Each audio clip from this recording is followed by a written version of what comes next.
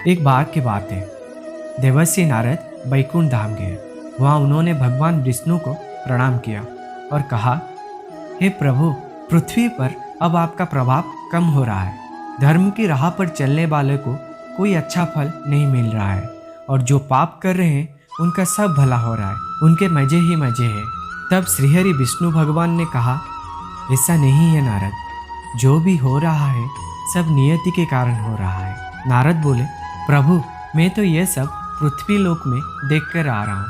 पापियों को अच्छा फल मिल रहा है और भला करने वाले, धर्म के रास्ते पर चलने वाले लोगों को बुरा फल मिल रहा है। श्री विष्णु भगवान ने कहा, नारद, कोई ऐसी घटनाएं बताओ जो तुमने देखा हो। तब नारद जी ने कहा, अभी मैं पृथ्वी लोक के एक जंगल से आ रहा हूँ। मैंने देखा कि वहाँ एक गाय दलदल में फंसी हुई थी। कोई उसे बचाने वाला नहीं था। तभी एक चोर उधर से गुजर रहा था। वह चोर गाय को फंसा हुआ देखकर भी रुका नहीं, बल्कि वो उस पर पैर रखकर दलदल लांघकर आगे निकल गया। आश्चर्य तो तब हुआ जब आगे जाकर उस चोर को सोने की मोहर से भरी एक थैली मिली। थोड़ी देर बाद वहाँ से एक वृद्ध साधु गुजरा। उसने उस गाय को दलदल में फंसा देखा। उसको बचाने के लिए पूरी कोशिश की। साधु ने अपने पूरे शरीर का जोर लगाकर उस गाय को बचा लिया।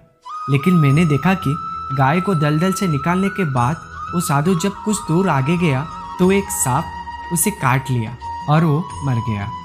हे प्रभु, अब आप ही बताएं, ये कौन सा न्याय है? देवर्षि नारद की पूरी बात सुनने के बाद श्रीहरि विष्णु बोले, ये तो सही हुआ नारद। जो चोर गाय पर पैर रखकर भाग गया था, उसकी किस्मत में तो पहले से एक खजाना लिखा था।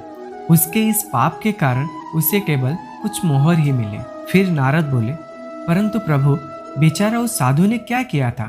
बेचारा उस साधु ने तो कोई पाप नहीं किया था, फिर उससे मृत्यु क्यों मिली? तब विष्णु भगवान ने बोले, नारद, उस साधु को सांप इसीलिए काटा क्योंकि उसके भाग्य में उस समय बहुत ही कष्टदायक मृत्यु लिखी थी।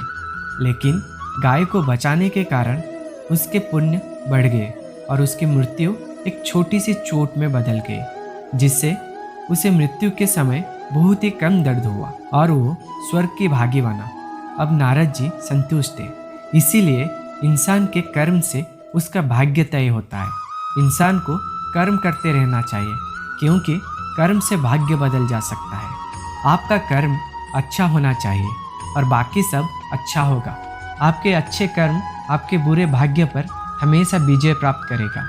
लोग जो करते हैं उसके लिए भुगतान करते हैं, कभी कभी उससे भी अधिक। हमने जो कर्म किया है उसका परिणाम हमारे पास आता ही आता है, आज, कल या फिर 100 साल बाद या फिर 100 जन्म के बाद। एक चीज़ हमेशा याद रखना, किस्मत भी उनका साथ देती है जिनके कर्म मजबूत होती है।